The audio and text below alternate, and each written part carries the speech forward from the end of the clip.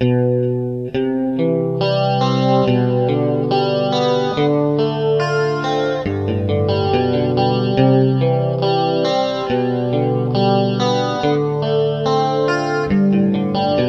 ำตา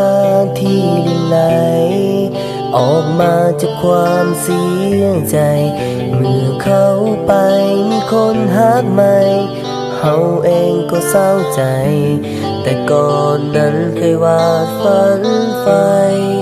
ว่าจะหักกันตลอดไปยังจำได้ดีแต่วันนี้คนดีต้องจากไปแสนไกล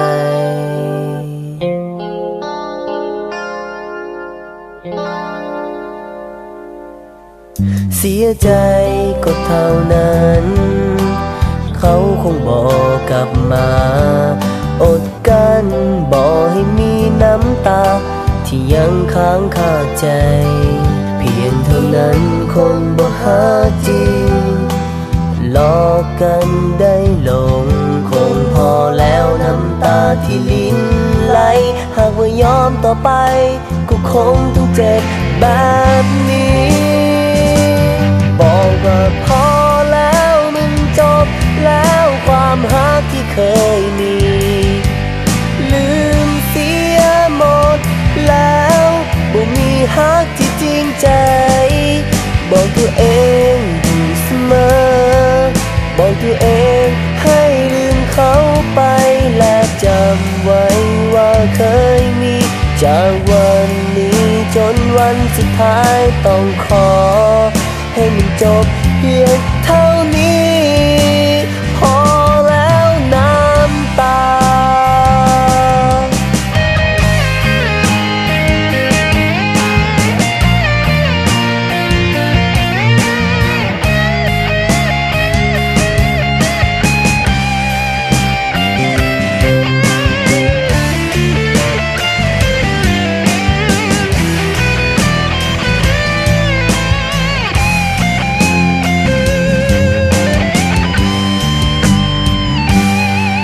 เสียใจ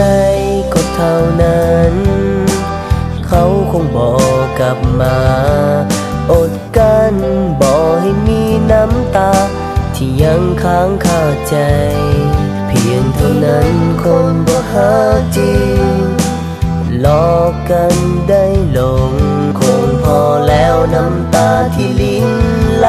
หากว่ายอมต่อไปก็คงต้องเจ็บแบบนี้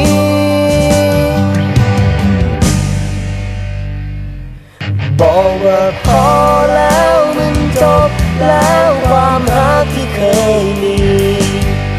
ลืมเสียหมดแล้วบ่มีรักที่จริงใจบอกตัวเองอยู่เสมอบอกตัวเองให้ลืมเขาไปและจำไว้ว่าเคยมีจากวันนี้จนวันสุดท้ายต้องขอให้มันจบเพียงเท่านี้พอแล้วน้ำตาบอกว่าพอแล้วมันจบแล้วความรักที่เคยมีลืมเสียหมดแล้วบ่มีรักที่จริงใจบอกตัวเองอยู่เสมอบอกตัวเองให้ลืมเขาไปและจำไว้ว่าเคยมีจากวันนี้จนวันสุดท้ายต้องขอให้มันจบเพียงเท่านี้พอแล้วน้ำตา